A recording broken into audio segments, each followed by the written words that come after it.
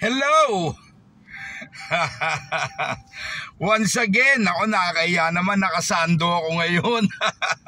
Ayan, nakasando tayo kasi this time wala tayong pasahero. Meron lang tayong pipick upin, meron lang tayong bibilin dito, sabay pick up na rin. So, ang ating word and thought for today, it's your choice. Wow, English na naman tayo It's your choice. In Tagalog, pinili mo yan Ikaw ang pipili. Ikaw ang pumili. Yan. Sa buhay natin, sa buhay ng tao, sabi nga nila, it's your choice. Ikaw ang pumipili ng daang tatahakin mo. Parang kalsada yan. Parang sasakyan tsaka kalsada. Ikaw ang pipili ng daang tatahakin mo. Gusto mo mabilis, skyway. Gusto mong dito ka lang sa baba, magto-tollgate ka sa South Luzon Expressway or NLEX, North Luzon Expressway, o gusto mo mag-service road, ikaw yung pipili. Ikaw may hawak ng manibela. It's your choice. Ikaw ang pipili kung kakanan ka o kakaliwa ka. Ayan.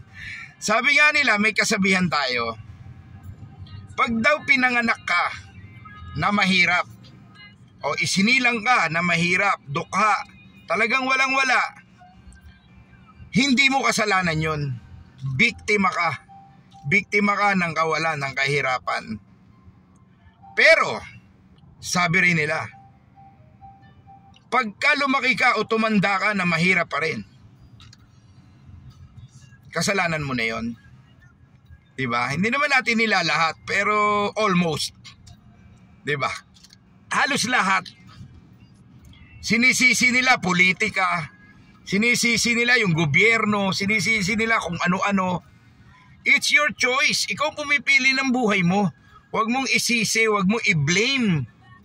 Diba?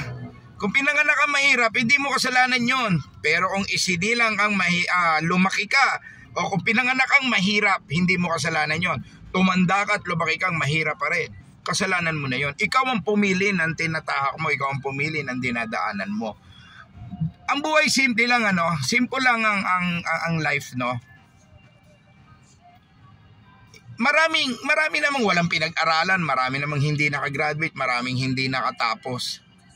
Pero may tiwala sa sarili, may pagsisikap, may pagtitiyaga, may unang-una, tiwala at panalangin sa Panginoon. Lagi naman natin yan sa word and thought for today natin. Araw-araw, lagi naman yung sinasabi natin, lahat ng gagawin natin, isasanggunin natin sa Kanya. Lahat ng mga plano natin, isasanggunin natin sa Kanya. Hindi natin kaya ito mag-isa, hindi natin kaya ito ng solo. So pinanganak kang mahirap, hindi mo kasalanan yon.